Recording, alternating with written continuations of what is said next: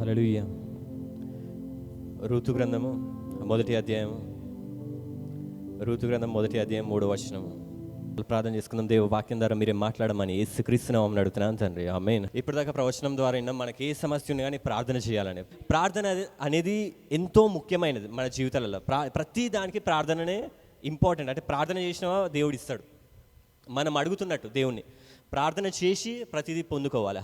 Last week Chaitanya sister మీకు తెలుసు, ఆ అక్క సాక్ష్యం చెప్తుంది. ఏమని చెప్తుంది అంటే, నాకు వచ్చి చెప్పింది తనకి డెంగ్యూ ఫీవర్ వచ్చిందంట. డాక్టర్స్ చెప్పారంట డెంగ్యూ అని చెప్పారంట. చెప్పగానే అది మామూలుగా ఒక వారం 2 వారాలు ఉంటుంది మామూలుగా, మనకు తెలుసు, హాస్పిటలైజ్డ్ అవుతాం మనం.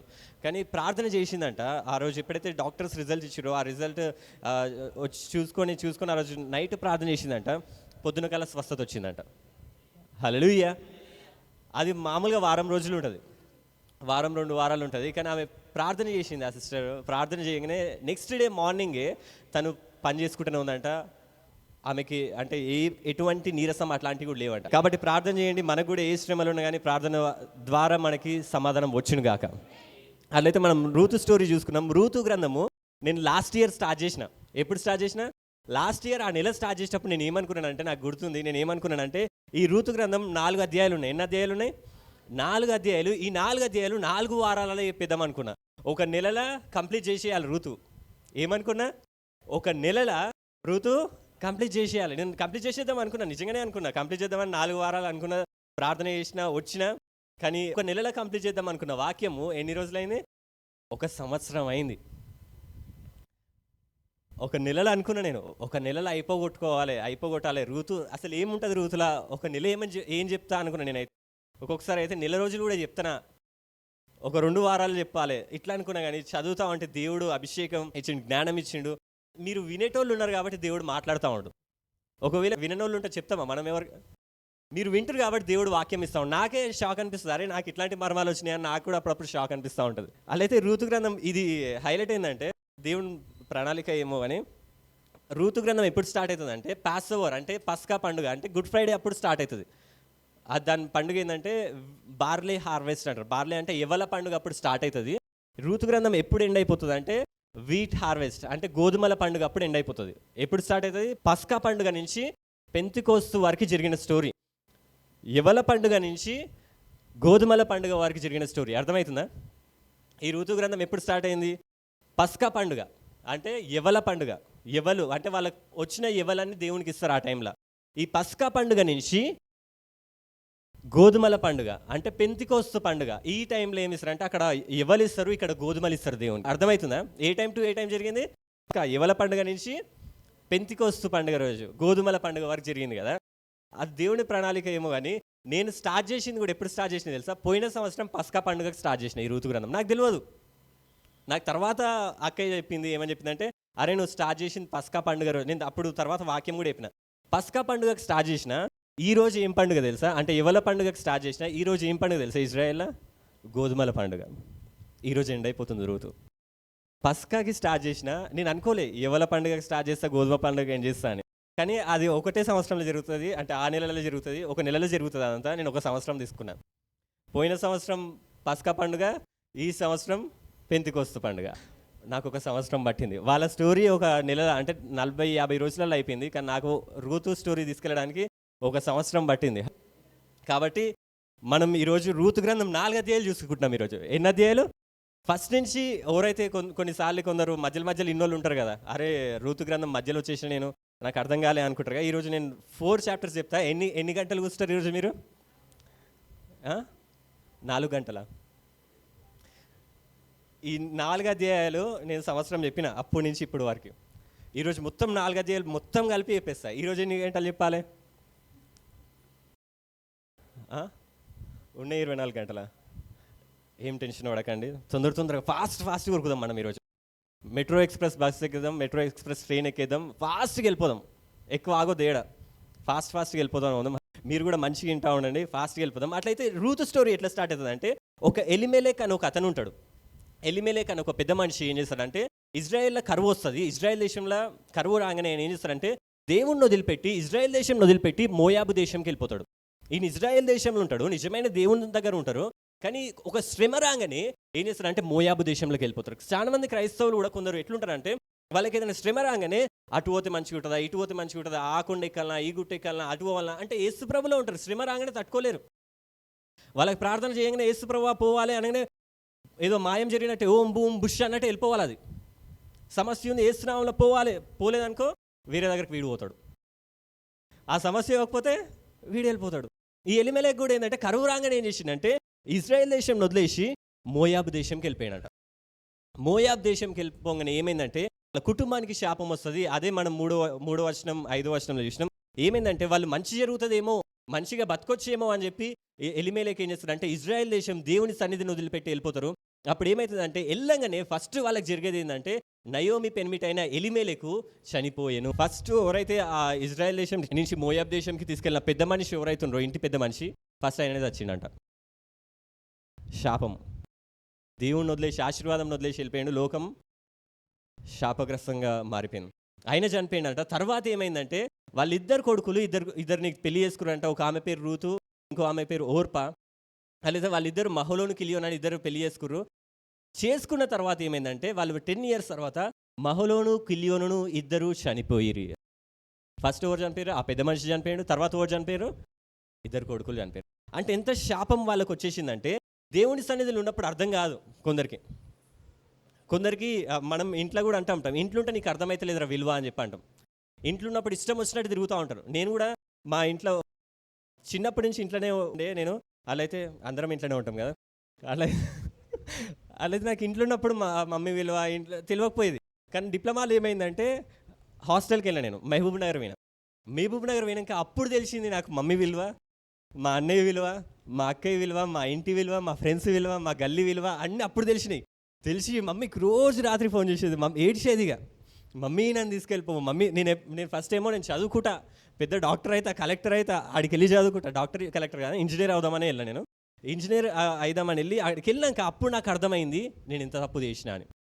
రోజు మమ్మీకి ఫోన్ చేసేది, మమ్మీ రా మమ్మీ నేను ఏడుస్తున్నా మమ్మీ. ఇక ఏడుపు రాకపోయినా కానీ ఒకసారి కొన్నిసార్లు అయితే మస్తు ఏడ్చేది. కాయిన్ బాక్స్లో ఒక్కొక్క రూపాయి వేసేది. ఆ కాయిన్ బాక్స్ పడుతున్నా నాకు కన్నీళ్ళు పడతా ఉండేది. ఇక ఎందుకంటే నాకు ఉన్నప్పుడు తెలియదు కదా.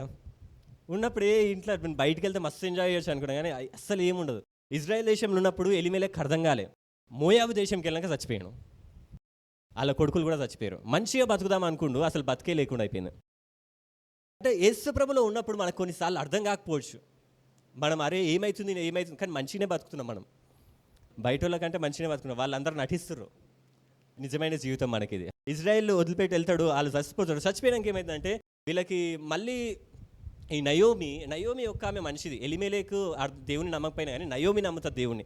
ఆమె ఏం చేస్తుందంటే ఈ రూతు ఓర్పాని తీసుకొని మళ్ళీ ఇజ్రాయెల్కి వెళ్ళిపోతూ ఉంటుంది. రూతు ఓర్పా ఇద్దరు కోడల్ని తీసుకెళ్తూ ఉంటే మళ్ళీ ఇద్దరు కోడలకి చెప్తుంది, ఓ కోడలారా నా వెనకాల వస్తే ఏం లాభం మీకు, మీరు నన్ను వదిలేసి వెళ్ళిపోండి, మీ ఇంటికి మీరు వెళ్ళిపోయి హ్యాపీగా బతకండి అంటే. అప్పుడు ఓర్పా చిన్న కోడలు ఏం చేస్తుంది అంటే హగ్ చేసుకొని వెళ్ళిపోతుంది, ఆ కిస్ చేసుకొని వెళ్ళిపోతుంది. కానీ ఈ రూతు మాత్రం నేను నిన్ను వదిలిపెట్టి వెళ్ళను. ఒక అత్తతోని ఒక కోడలు మాట్లాడుతున్న మాటలు ఎంత అద్భుతంగా ఉంటాయంటే, మామూలుగా పుట్టింటికి వెళ్ళమంటే కోడలు ఉరుకుతారు, రమ్మంటే ఏడుచుకుంటూ వస్తారు. అసలు వెళ్ళేటప్పుడు ఆ ఏరోప్లేన్ కంటే ఫాస్ట్గా వెళ్ళిపోతారు, జర్రు అని వెళ్ళిపోతారు.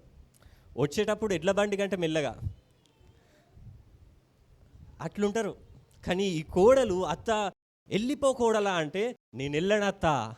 ఒక ప్రేమికులు చెప్పినట్టు చెప్తుంది, నీ దేవుడే నా దేవుడు, నీ జనాంగమే నా జనాంగం, నువ్వెక్కడ బతుకుతే నేనెక్కడ బతుకుతా. ఇంకొక మాట ఏమంటుందంటే నువ్వెక్కడ పాతి పెట్టబడితే నేను అక్కడ పాతి పెట్టబడతాను. మరణం తప్ప మన ఇద్దరిని ఏది వేరు, ప్రమాణాలు పెళ్ళిళ్ళప్పుడు వేస్తారు, మరణం తప్ప ఏది వేరు చేయదని. అప్పుడు ఈమె ప్రమాణం వేస్తుంది ఆ కోడలతో అత్తతోని, మరణము తప్ప ఇంకేది మనల్ని వేరు చేయకూడదని. అట్లా ఎవరని అనుకుంటారా? రాగానే సపరేట్ కాపురం, పెళ్ళి జరగగానే సపరేట్ ఉండాలి, వేరు కావాలి. కానీ ఏమంటుంది, మరణము తప్ప నిన్ను నన్ను. ఎంత మంచి కోడలు, ఎంత మంచి అత్త. ఆ కోడలు అట్లా ఉండడానికి కారణం అత్తనే, నయోమియే. అట్లయితే ఆ అత్తతో నన్ను అది మరణం తప్ప ఇంకేది నన్ను వేరు చేయొద్దని చెప్పినప్పుడు సరే అని చెప్పి ఇజ్రాయెల్కి రూతు నయోమి ఇద్దరు వెళ్తారు. వాళ్ళకి శాపం వచ్చింది అనడానికి ఒక రుజువు కూడా ఉంటుంది. ఆమెనే చెప్తుంది, నయోమి చెప్తుంది రూతు గ్రంథం 1వ అధ్యాయం లాస్ట్లో ఏమని చెప్తుంది అంటే, ఆమె సర్వశక్తుడు నాకు చాలా దుఃఖం కలగజేసను గనుక నన్ను నయోమి అనక మారా అనుడి. నేను సమృద్ధి గలదానై వెళ్ళి తిని యెహోవా నన్ను రిక్తురాలిగా అంటే ఏమీ లేని దానిలాగా తిరిగి రాజేసను. మీరు నన్ను నయోమి అని పిలువనేలా యెహోవా నా మీద విరుద్ధముగా సాక్ష్యము పలికెను, సర్వశక్తుడు నన్ను బాధపరచును అని వారితో చెప్పాను. ఆమె చెప్పేస్తుంది, ఆమె బాధ చెప్పేస్తుంది, నేను ఆశీర్వదింపబడిన దానని కాదు, నేను ఇజ్రాయెల్ ఉన్నప్పుడు ఆశీర్వదింపబడ్డాను, కానీ లోకంకి వెళ్ళినా మోయాబుకి వెళ్ళినా శాపగ్రస్తం అయిపోయినా. మనం కూడా ఏం చేస్తామంటే ఒకసారి దేవుళ్ళ మనకి ఆన్సర్ రాలేదనుకో లోకంలోకి వెళ్తాం, శాపగ్రస్తం అయిపోతాం. అన్ని శాపాలే ఉంటాయి, అన్ని బాధలే ఉంటాయి, అన్ని ఇబ్బందులే ఉంటాయి. ఎంత కష్టపడ్డా కానీ వ్యర్థమే అవుతుంది. రీసెంట్గా ఒక అతన్ని కలిసిన మా ఫ్రెండ్ని, అతను చెప్పిండు ఏంటంటే అతను క్రికెట్ బెట్టింగ్ పెట్టిండంట, పైసలు మంచిగా వస్తలేవు అని క్రికెట్ బెట్టింగ్లో పెట్టిండంట. 7 లక్షలు అప్పు అయిపోయిందంట. పెడుతుండంట, ఒకసారి వస్తున్నాయంట పైసలు, ఒకసారి పోతున్నాయంట. మనుషులందరూ ఎట్లా తయారంటే ఈజీ మనీ, కష్టపడొద్దు, నేను కష్టపడొద్దు, ఇంట్లో కూర్చుంటా నాకు పైసలు రావాలి, ఈజీ మనీ కోసం వెళ్తుర్రు. ఆడు క్రికెట్ బెట్టింగ్లో పెట్టిండు, 5,000 పెట్టినప్పుడు 10,000 వచ్చినాయి, 10,000 వచ్చినప్పుడు 60,000 వచ్చినాయి. తర్వాత అట్లనే పెట్టుకుంటే వెళ్ళిండు, మొత్తం చూసుకుంటూ అన్నీ పెట్టిండు, వచ్చినాయి అన్నీ చూసుకుంటే ఆయన మొత్తం కౌంట్ చేసే వరకు 7 లక్షల లాస్ అయిందంట. వానికి వచ్చే జీతం 20,000. ఎంత జీతం? 20,000. కానీ ఎంత లాస్ అయ్యాడు? 7 లక్షలు లాస్ అయ్యాడు. తెలియదు, మనుషులకు బుద్ధి లేదు. యేసుప్రభుకి రాను మంచిగా ఉంటామంటే రారు, లోకంలోకి వెళ్తాడు, శాపగ్రస్తం అయితే మొత్తం అయిపోయినాక అందరు చచ్చినాక అప్పుడు నయం ఏం చేస్తుంది, నేను అంతా లాస్ అయిపోయినా, అంతా పోయింది అని చెప్పి వచ్చిందంట. కానీ ఆమంతా పోయిందని వచ్చినా కానీ 2వ అధ్యాయంలో ఉంటుంది, బోయాజ్ అనే ఒక అతను ఉన్నాడు. ఎవరున్నారు? నిన్ను విడిపించడానికి ఎవరున్నారు? బోయాజ్. నీ ఓన్గా అంటే నీ ఇంటెన్షన్తో, అంటే నువ్వు తప్పు చేసినప్పుడు, నువ్వు కావాల్సుకొని తప్పు చేసినా కానీ, కొన్నిసార్లు తప్పులు అయిపోయినా కానీ విడిపించడానికి ఎవరున్నారంటే మనకు బోయాజ్ అనేటోడు ఉన్నాడు. మీరు కూడా ఒకవేళ దేవుణ్ణి విడిచిపెట్టి విశ్వాసం పెట్టకుండా లోకంలో ట్రై చేసినప్పుడు మీరు లాస్ అయిపోయారేమో, మీరు ఆగమైపోయారేమో, కానీ విడిపించడానికి నీ బోయాజ్ రెడీగా ఉన్నాడు. మీ అందరికీ ఆ బోయాజ్ విడిపించును గాక. అట్లయితే ఈ రూతు ఇప్పుడు వీళ్ళు ఇంటికి వచ్చి ఇజ్రాయెల్కి వచ్చి వాళ్ళకి ఆహారం ఉండాలి తినడానికి, వీళ్ళకు ల్యాండ్ లేదు, ఇల్లు లేదు, ఏం లేదు. అట్లయితే ఒక దగ్గర ఉన్నారంట, వాళ్ళ పాత ఇంట్లో ఉండొచ్చు నాకు తెలిసి. అట్లయితే ఏమైందంటే మోయాబు ఆమె ఏమంటుందంటే, నేను వెళ్తాను, వెళ్ళి నేను ఏరుకుంటాను, అన్నం కావాలి కదా. ఆ పొలాలల్లో చెప్పిన కదా ఇది ఎవల పండుగ అప్పుడు స్టార్ట్ అయిందని. ఎవల పండుగ, ఎవలు కోస్తూ ఉంటారు కదా, ఆ ఎవలు కోస్తూ ఉంటే ఏదైనా కింద పడతాయి కదా, ఏరుకోవడానికి వెళ్తున్నావు అంటే ఏరుకునేటోళ్ళు, మనం ఏమంటాం మన దగ్గర అడుకునేటోళ్ళు అంటాం కదా. ఇజ్రాయెల్ అడుకునేటోళ్ళు ఉండరు, ఇట్లాంటి ఏరుకునేటోళ్ళే ఉంటారు, అక్కడ పడ్డవి తీసుకుంటారు. అట్లయితే ఆ పొలాల దగ్గర ఏదైతే పడుతుందో అవి నేను ఏరుకొచ్చి నీకు ఇస్తాత్తమ్మా, మన ఇద్దరం కలిసి తిందాము, మనకు పొలాలు లేవు, ఎవ్వరు లేరు సంపాదించడానికి అన్నప్పుడు, అప్పుడు ఆ నయోమి అంటది సరే వెళ్ళు అంటది. వెళ్ళు అన్నప్పుడు ఏమవుతుందంటే ఆమె ఏ పొలంలోకి వెళ్తుంది అంటే బోయాజ్ పొలంలోకి వెళ్తుందంట. ఏ పొలంలోకి వెళ్తుంది? బోయాజ్ మంచోడు, ఆ ఇజ్రాయెల్ దేశంలోనే మంచోడు. అట్లాంటి మంచి అయిన పొలంలోకి వెళ్ళిందంట.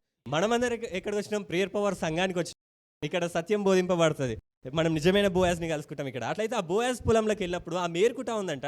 ఏరుకుంటా ఉంటే ఇక్కడ ఒక అద్భుతమైనది ఏమని ఉంటుందంటే, ఆ రూతు ఆమె ఏరుకుంటా ఉంది ఆమె అలసిపోయింది. అలసిపోయి ఏం చేసిందంటే ఒక దగ్గర వచ్చి ఒక చెట్టు కిందనో ఎక్కడనో ఒక దగ్గర కూర్చుందంట. ఏం చేసింది? ఆమె కూర్చుంది, రెస్ట్ తీసుకుంటుంది. అప్పుడు ఏమైంది తెలుసా? ఆమె రెస్ట్ తీసుకునేట అప్పుడు ఎవరు వచ్చినంటే ఆమె, నేను కోయివారు వెనుక పండ్ల మధ్యన ఏరుకొని కూర్చున్నట్టు దయచేసి నాకు సెలవేయమని అడిగాను.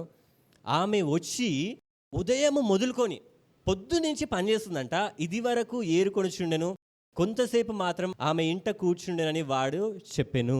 బోయాజ్ వచ్చిందంట. బోయాజ్ రాగానే అందరు పనిచేస్తూ ఉన్నారంట, అందరు పండ్లల్లో ఉన్నారంట, అందరు ఏరుకునేటోళ్ళు ఏరుకుంటారంట, పంట కోసే వాళ్ళు పంట కోస్తారంట, అందరు పని చేసుకుంటారంట. కానీ ఒక్క ఆమె మాత్రము ఒక దగ్గర కూర్చుని ఉందంట. ఏం చేస్తుంది? కూర్చుని. అప్పుడు వరకు పని చేసింది, అప్పుడు వరకు చెమట ఉంది. అర్థమవుతుంది? ఆమె పని చేసింది కదా. పని చేసిన వాళ్ళు ఎట్లుంటారు? చెమట వస్తూ ఉంటుంది, అలసిపోతారు, జుట్టు ఇట్లా వెళ్ళిపోతూ ఉంటుంది, ఆగమాగం ఉంటారు పనంతా చేసిన వాళ్ళు. ఆమె అట్లా అంత పని చేసి ఒక దగ్గర వచ్చి కూర్చుందంట. కూర్చోగానే బోయాజ్ అప్పుడే, ఆమె కూర్చోగానే బైబిల్లో రాసి ఉంటుంది దాని వచనం ముందు, ఆమె కూర్చుంది. అప్పుడేనంట ఆమె ఆ టైంలోనే బోయాజ్ వచ్చిందంట. బోయాజ్ వచ్చి ఆమెను చూసిందంట. ఆమెను చూసినప్పుడు ఆమె చెమటతోనే ఉంది, జుట్టు ఆగమాగమే ఉంది. ఆమె నాకు తెలిసి ఆ బట్టలతో ఇట్లా చెమట దూడ్చుకుంటా ఉండొచ్చు, అలసిపోయిందని. ఆమెను చూసిండు బోయాజ్. ఆమె ఆగమాగం జుట్టుని, ఆమె చెమటని, ఇట్లా ఇట్లా అనుకోవడంని అంతా చూసిండు. అప్పా ఎంత మంచిగా ఉందో, ఏమైనా పెళ్లి చేసుకోవాలనుకుండు. అది చూడంగానే ప్రేమలో పడిపోయిండంట. మనం లోకం ఎట్లా మంచిగా రెడీ కావాలి,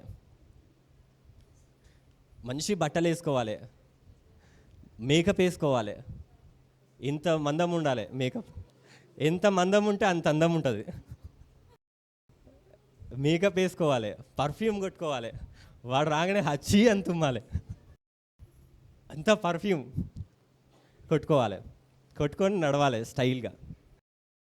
అప్పుడు వాడు చూసి పడిపోయి ఐ లవ్ యూ అని చెప్పేసేయాలి. ఇట్లా అంటే ప్లాన్ చేస్తారు, అంటే ఇట్లా అనుకుంటారు కదా. కానీ బోయాజ్ కొత్తగా రూత్ని చూసిండు. రూత్ అంట అక్కడ కూర్చొని ఉందంట. మీరందరూ ఇట్లా కూర్చొని ఉన్నారు, అట్లా కూర్చొని ఉందంట. కూర్చొని ఉన్నప్పుడు ఆమెను చూసి, ఆమె అలసిపోయి ఉంది, ఆమె చెమటలు కాడుతూ ఉన్నాయి, ఆమె పొద్దు నుంచి పని చేస్తుందంట. అసలు రెస్టే తీసుకోలేదంట, ఆమె ఒక్కసారి కూడా రెస్ట్ తీసుకోలేదంట. అట్లాంటి ఆమెను చూసిండంట బోయాజ్. చూసి ఆమె పనోని పిలిచి అడుగుతుండట, ఇట్రారా. ఓరామే రాక చెప్తున్నా. పనోని పిలిచి అడుగుతుండంట, ఇట్రా ఓ సేవకుడా, ఇట్రా ఓవరామే అన్నప్పుడు ఆమె ఓవర్ అనుకున్నావు. రూతు మోయాబీరాలు, ఇజ్రాయేలీలు కాదు. ఓవరామే మోయాబీలు. ఆమె నాకు నచ్చింది. యాక్చువల్గా ఇజ్రాయెల్ దేశంలో అన్ని దేశాల కంటే ఇజ్రాయెల్ ప్రజలు అందంగా ఉంటారు. ఎవరు అందంగా ఉంటారు? ఇజ్రాయెల్ ప్రజలు అందంగా ఉంటారు. ఈ మోయాబీరాలు చూసినప్పుడు ఇజ్రాయెల్ దేశంలో ఉన్న బోయాజు ఇజ్రాయెల్ పడవలు అందరినీ ఉండొచ్చు, కానీ ఈ మేరుకోవడానికి వచ్చిన మోయాబీరాలైన స్త్రీని చూసినప్పుడు ఈయనకు అందంగా కనపడ్డదంట. అంటే ఆ ఇజ్రాయెల్ అందం కంటే ఈమె అందం ఎక్కువైపోయింది. ఎందుకు ఎక్కువైపోయింది తెలుసా? ఆమె ఏం చేస్తుంది అప్పుడు? ఏం చేస్తలేదు. ఏం చేస్తుంది? కూర్చుంది, రెస్ట్ తీసుకుంది. బోయాజ్ ఆమెను చూడంగానే అబ్బా ఎంత అందంగా ఉంది, ఈమెను పెళ్లి చేసుకోవాలని. ఓర్రా ఈమె అని అడిగినప్పుడు ఆమె మోయాబీరాయలైనా అంటే ఆమె కూర్చోగానే ఆమె అందం పెరిగిపోయింది బోయాజ్ కళ్ళల్లో. మీరు కూడా మీకు శ్రమలు వచ్చినప్పుడు మీరు అది చేయాలి, ఇది చేయాలి, అటు పరిగెత్తాలి, ఇటు పరిగెత్తాలి, అటు అంటే దేవుడు చూసినప్పుడు ఇంత అసహ్యంగా ఉంటుంది, వీళ్ళు అసహ్యంగా కనపడతాం మనం అటు ఇటు తిరుగుతూ ఉంటే. కానీ మనకు శ్రమలు వచ్చినప్పుడు దేవా నువ్వు నాకు తోడే ఉన్నావు, నేను రెస్ట్ తీసుకుంటా. దేవా నేను రెస్ట్ తీసుకుంటా, దేవా నువ్వు నాకున్నావు, నేను రెస్ట్ తీసుకుంటున్నా అన్నప్పుడు దేవుడు చూస్తాడు, అబ్బా ఎంత అందంగా ఉండు ఈ బంటి. మనుషులు ఆలోచించినట్టు దేవుని ఆలోచన ఉండదు. మనుషులు ఏంటంటే పని చేస్తూ ఉంటే ఇష్టపడతారు. నేను రామ్నగర్కి వెళ్ళినప్పుడు మన యజమానుల దగ్గర అట్లనే ఉంటాం. రామ్నగర్ వెళ్ళినప్పుడు నేను ఒకసారి గమనించిన ఏంటంటే ఒక బ్రదర్ ఉన్నాడు, నేను ఒక బ్రదర్స్ రూమ్లో ఉన్నప్పుడు నేను వర్షిప్ చేసుకుంటా ఉన్నా, హల్లెలూయా హల్లెలూయా జబరశ్రీ అని వర్షిప్ చేసుకుంటా ఉంటే నాకు దగ్గర ఒక బ్రదర్ ఉన్నాడు. ఆ బ్రదర్ దూరంలో పనుకొని ఉన్నాడు మంచిగా. ఆ బ్రదర్ పనుకొని ఉన్నప్పుడు నేను ఏం చేసినంటే ఆ బ్రదర్ పనుకొని ఉన్నాడు అని చెప్పి నేను హల్లెలూయా డిస్టర్బ్ మెల్లగా హల్లెలూయా సర్వహోతుల బారశ్రీ అని ఇట్లా చేసుకుంటా ఉంటే ఏమైందంటే సడన్గా ఆయనకి ఏమైందో నాకు తెలియదు. సడన్గా ఏం చేసినంటే అన్య భాషలు గట్టిగా మాట్లాడుతుండు.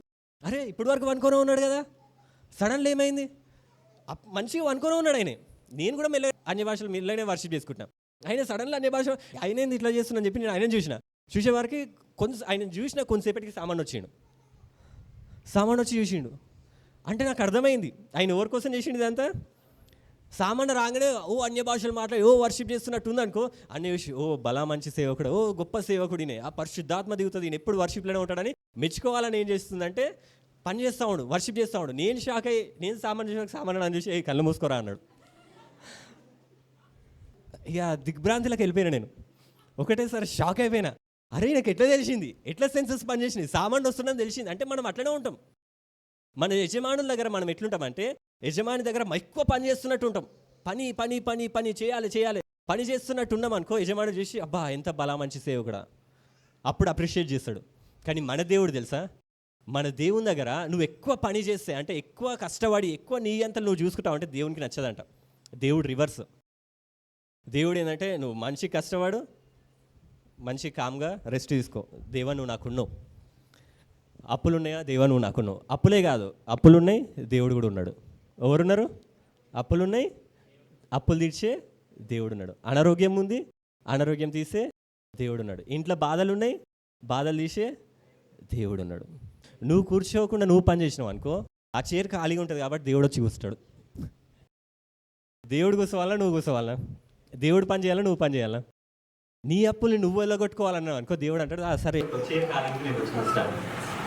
దేవుడికి ఇష్టమైనది ఏంటంటే నువ్వు రెస్ట్ తీసుకోవడం ఇష్టం అంట. ఏది ఇష్టం దేవుడికి? రెస్ట్ తీసుకోవడం. ఆమె ఎప్పుడైతే కూర్చుందో ఆమెను చూసిందంట, చూసి ఏమన్నాడంటే నేను ఈమెను పెళ్లి చేసుకోవాలన్నాడు. మనందరం కూడా నేర్చుకోవాల్సింది ఏంటంటే ఈ రూతు గ్రంథం బట్టి మనం రూతులాగా ఉండాలంటే మనం నేర్చుకోవాల్సింది ఏంటంటే కూర్చోవడం నేర్చుకోవాలి, రెస్ట్ తీసుకోవడం నేర్చుకోవాలి. బోయాజ్ కూడా ఇదే క్యారెక్టర్ కదా సార్, 4వ అధ్యాయం ఉంటుంది. ఏమని ఉంటుందంటే ఆ రూతుని పెళ్లి చేసుకోవాలని చెప్పి పెద్ద మనుషులని మాట్లాడాలనుకుంటాడు. మాట్లాడినప్పుడు ఏం చేస్తాడంటే బోయాజ్ బ్రహ్మ ద్వారా ఉండకపోయి అక్కడ కూర్చుండగా, హల్లెలూయా, బోయాజ్ కూడా టెన్షన్ ఉన్నాడు. రూతు పెళ్లి ఒప్పుకుంటా అంటే రూతు పెళ్లి అవుతుందా లేదా, రూతుతో పెళ్లి అవుతుందా లేదా అని చెప్పి ఆయన టెన్షన్ ఉంటాడు. అట్లాంటి టెన్షన్ లో కూడా ఆ పెద్ద మనుషులందరితో మాట్లాడడానికి పోయినప్పుడు ఏమవుతుందంటే బోయాజు ఎప్పుడైతే ఏం చేసినట్ట కూర్చున్నట్టు వెళ్ళి కాంతో కూర్చున్నట్టు అంత టెన్షన్ లో కూడా బోయాజు కూర్చుండగా బోయాజు చెప్పిన బంధువుడు ఆ త్రోవను పోవచ్చిన కనుక బోయాజు ఓయి తిరిగి ఇక్కడ కూర్చు ఆయనతో కూడా చెప్తుండు నువ్వు కూడా కూర్చో, నేను కూర్చుంటా నువ్వు కూడా కూర్చో అని చెప్పి ఇంకో వచనం ఉంటుంది. ఏమని ఉంటుందంటే 2:4 ఏమంటారంటే ఆ తర్వాత బోయాజు అక్కడ ఉన్న పెద్ద మనుషులందరినీ కూడా పిలిచి వాళ్ళని కూడా కూర్చోబెట్టాడు. ఇది చూసినప్పుడు నాకు అర్థమైంది, ఏమర్థమైందంటే ఎప్పుడైతే బోయాజు కూర్చుండో ఆయన ఒక పెద్ద మనిషి కోసం వెయిట్ చేస్తుండు, వాళ్ళ అన్న కోసం వెయిట్ చేస్తుండు. లాస్ట్ వీక్ చెప్పినాను వాళ్ళ అన్న కోసం వెయిట్ చేస్తుండు. వాళ్ళ అన్న ఎప్పుడు వచ్చినాడు సార్, ఈయన కూర్చోగానే బైబిల్ రాసి నేను కూర్చోగానే ఆ పెద్దాన్ని వచ్చేసిండు. ఇక్కడ కూడా రూతు కూడా ఎప్పుడైతే అప్పుడు పని చేసినంత సేపు బోయాజు రాలేదు. అది ఎప్పుడైతే కూర్చుందో అప్పుడు బోయాజు వచ్చినట్టు ఇమ్మీడియట్లీ సడన్లీ అని ఉంటుంది. ఇక్కడ కూడా బోయాజు కూర్చోగానే ఆ పెద్ద మనిషి ఈయన ఎవరి కోసం అయితే ఎదురు చూస్తుండో ఆయన వచ్చేసిండు. ఈ రోజు కూడా మీరు అందరు రూతులాగా తయారవును గాక, అందంగా తయారవును గాక. మీరందరూ అందంగానే ఉన్నారు, ఎందుకంటే మీరు కూర్చునే ఉన్నారు కాబట్టి. కూర్చునే ఉన్నారు కదా, కూర్చున్న వాళ్ళు దేవుడికి అందంగా కనపడతారంట, ఇజ్రాయెల్ కంటే అందంగా కనపడతారంట. ఎప్పుడైతే ఆమె కూర్చోగానే అంతసేపటి నుంచి బోయాజు రాలి, ఎప్పుడైతే ఆమె కూర్చోగానే ఆమె ఆన్సర్ ఆమె ఎదురుగా వచ్చింది. ఎప్పుడైతే బోయాజు కూర్చోగానే ఆయన ఆన్సర్ ఆయన ఎదురుగా వచ్చింది. నువ్వు ఎప్పుడైతే కూర్చోగానే ఇమీడియట్లీ ఈ వారం మీరు రెస్ట్ తీసుకోండి. దేవా నువ్వు ఉండవు దేవా అంటే పనికెళ్ళో దాటలే, నేను ఏమంటారు టెన్షన్ పడకుండా ఉండండి, దేవుడు ఉన్నాడని నీ జవాబు దేవుడు ఇచ్చింది కాక. అపోస్తుల కార్యంలో కూడా ఉంటుంది. పెంతెకోస్తు పండుగ రోజు స్పెషల్ ఏం తెలుసా, దేవుడు పరిశుద్ధాత్మ ఇస్తాడు. అలా పరిశుద్ధాత్మని ఎప్పుడు ఇచ్చిండు సార్, అప్పుడు వేగంగా వీచు బలమైన ఈ పెంతెకోస్తు రోజు ఏమైందంటే వేగంగా వీచు బలమైన గాలి వంటి ఒక ధ్వని ఆకాశం నుండి అకస్మాత్తుగా వచ్చిందంట. ఎట్లా వచ్చింది? అకస్మాత్తుగా వచ్చిందంట. వారు కూర్చుండి ఉన్న ఇల్లంతయు నిండెను. ఎప్పుడు క్లియర్ ఏమని రాసిందంటే వాళ్ళు ఏం చేస్తున్నారంట, ఏం చేస్తారు వాళ్ళు అపోస్తుల కార్యంలో పెంతెకోస్తు పండుగ రోజు కూర్చున్నారు. బైబిల్ అన్ని రికార్డ్ చేస్తుంది. వాళ్ళు ఎందుకు కూర్చుంటారు రాసింది. ఎప్పుడైతే నువ్వు కూర్చుంటావో నీ ఆన్సర్ నీకు వస్తుంది. దేవా నాకు ఉండవు దేవా, మనకు టెన్షన్ పడితే ఏం కాదు తెలుసా. దేవుడు ఏం చేసిందంటే 6 రోజులు పనిచేసిండు, 6 రోజులు సృష్టించిండు, 7 రోజులు విశ్రాంతి తీసుకుంటూ ఆ విశ్రాంతి తీసుకున్న రోజు పరిశుద్ధపరిచిండట. ఆ 7 రోజులు దాన్నే సబ్బాత్ అంటాం మనం. సబ్బాత్ రోజు దేవుడు చేసిన అద్భుతాలు అన్ని ఉన్నాయా, దేవుడు ఆయన చేసిన అద్భుతాలు, యేసుప్రభు భూమికి వచ్చిన అద్భుతాలు అన్నింటిలా సబ్బాత్ రోజు ఎక్కువ అద్భుతాలు చేసిండు. సబ్బాత్ రోజు ఆయన స్వస్థపరిచిండు, సబ్బాత్ రోజు ఆయన తిరిగి లేపిండు, సబ్బాత్ రోజు ఎన్నో అద్భుతాలు చేసిండు. ఎందుకంటే దేవుడికి విశ్రాంతి అంటే ఇష్టం, విశ్రాంతిలో ఉండడం అంటే ఇష్టం. మనుషులు మనం టెన్షన్ పడతా ఉంటే దేవుడికి నచ్చదు. మనం విశ్రాంతిలో ఉండాలి, అప్పుడు అద్భుతాలు జరుగుతూ ఉంటాయి. సబ్బాత్ రోజు ఎందుకు అద్భుతాలు జరిగినాయి మామూలు రోజుల కంటే ఎక్కువ? ఎందుకంటే విశ్రాంతి దినం అది. నువ్వు విశ్రాంతిలో ఉన్నవా నీకు అద్భుతం జరుగుతుంది. టెన్షన్ వాటి మన ఉంటుందా? దేవుడు ఉన్నాడా? యేసుప్రభు కూడా ఆయన ఎంత బిజినెస్ పర్సన్ అంటే ఆయన 3.5 years లో ఎన్నో అద్భుతాలు చేసిండు. ఆయనే ఓడలో పనుకున్నాడు ఒకసారి. ఆ ఓడ ఎప్పుడు తెలుసా పనుకున్నప్పుడు అలంతో కొట్టుమిట్లా అంటా ఉంటుంది. అట్లాంటి టైంలో నిద్రిస్తారా? ఇక్కడ మనకి ఏదైనా చిన్న భూకంపం వచ్చిందంటే మనం మర్చిపోతామా? గుర్తునే ఉంటాం, ఆగమాగం అయిపోతూ ఉంటుంది. ఒక చిన్న జిలపురుగు ఏదైనా వచ్చిందంటే మామూలుగా ఉంటామా? కొందరు భయం ఉన్న వాళ్ళు అయితే ఉంటారు, భయం లేని వాళ్ళు అలాంటి వాళ్ళు అయితే తొక్కుతారు. బలి కనపడితే ఏం చేస్తాం? ఉరుకుడే. ఆయన యేసుప్రభు అల్లరి వస్తూ ఉండే వాళ్ళందరూ శిష్యులందరూ మర్చిపోతామని భయపడతా ఉన్నారు. కానీ యేసుప్రభు ఆయన స్టైల్ ఏంటంటే మంచిగా అనుకున్నాడు. ఆయనకి ఏం హడావిడి లేదు. యేసుప్రభు నేను బైబిల్లో చూసిన మత్తయి, మార్కు, లూకా, యోహాను సువార్త, ఈ 4 సువార్తలలో యేసుప్రభు ఎక్కడ కూడా ఉరికిండం లేదు.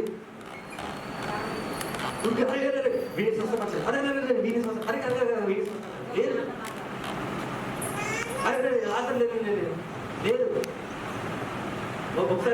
నిజంగా ఒక ఆమె అనారోగ్యంతో ఉంటుంది. అనారోగ్యంతో చచ్చిపోవడానికి రెడీగా ఉంటుంది. వాళ్ళ తండ్రి వస్తాడు యేసుప్రభు దగ్గరికి వచ్చి, మా కూతురు చచ్చిపోతుంది, నువ్వు తొందరరా అన్నప్పుడు యేసుప్రభు వెళ్ళగా నడుచుకుంటూ వెళ్తున్నాను ఉంటుంది. ఆమె ఏం చేస్తున్నామే చచ్చిపోవడానికి రెడీ. యేసుప్రభు ఏం చేస్తున్నాడు? చచ్చిపోతుందా? సరే, మీ కూతురు చచ్చిపోతుందా? ఓరని మనం అట్లా అంటామా? గుర్రాలు ఉన్నాయి, ఏమన్నా నన్ను ఎత్తుకొని ఉండి ఎవరన్నా ఉరికేటోళ్ళు ఉంటే నన్ను ఎత్తుకొని నేను ఉరకలేను, ఇట్లాంటివి అంటలేడు. కూల్ దాదా. అప్పుడు యేసుప్రభు నడుస్తూ ఉంటే ఇంకొక ఆమె వస్తుంది, రక్తస్రావం గల స్త్రీ వచ్చి ఏం చేస్తుంది అంటే యేసుప్రభు చెంగు ముట్టుకుంటుంది. చెంగు ముట్టుకోగానే ఆమె స్వస్థత పొందుతుంది. యేసుప్రభు నడుస్తూ ఉంటాడు, ఈమె వెనకాల నుంచి వచ్చి ఆమెను స్వస్థపరచడానికి యేసుప్రభు వెళ్తా ఉండు. ఈమె వెనకాల నుంచి వచ్చి ఆమె చెంగును ముట్టుకుంటుంది. ముట్టుకోగానే ఈమె స్వస్థత నొందుతుంది. ఈమె స్వస్థత నొందినాక ఏం చేయాలి యేసుప్రభు? నేను అర్జెంట్ పని మీద వెళ్తున్నా, నువ్వు నన్ను డిస్టర్బ్ చేసినావు, నీకు చెప్తా, నేను ఆగు, ఈయనే ఉండు, అదే శిష్యులారా ఈమెను పట్టుకోండి. కాదు, ఆమె చచ్చిపోవడానికి రెడీ ఉంది. అయినా యేసుప్రభు ఈమెతో తిరిగి, ఓ కుమారి, మంచిగా మాట్లాడుతూ ఉండు. ఆడేమవుతుంది? చచ్చిపోతుర్రు. తండ్రికి వచ్చి, ఈయన ఎక్కడ ప్రభు చచ్చిపోతుందంటే ముచ్చట్లు పెడుతుండు. లోకంకి అనిపిస్తుంది అంటే ఇది అగేన్స్ట్ అనిపిస్తుంది. ఓకే, మంచిగా నువ్వు ఇప్పుడు మంచిగా అయినావు, సమాధానంతో వెళ్ళు, నువ్వు నాకు విశ్వాసం నీది గొప్పది.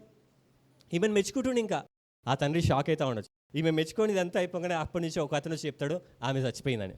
ఎవరు? ఆమె చచ్చిపోయిందని.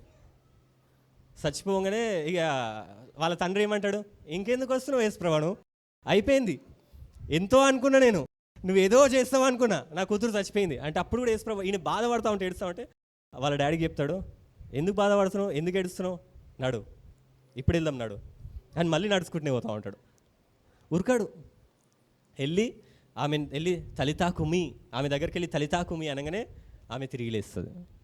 నీ దేవునికి తెలుసు విడుదల ఖచ్చితంగా వస్తుందని. ఈ తండ్రి అనుకుంటాడు చచ్చిపోతే విడుదల రాదు, ఇక చచ్చిపోతే అయిపోయింది అనుకుంటాడు.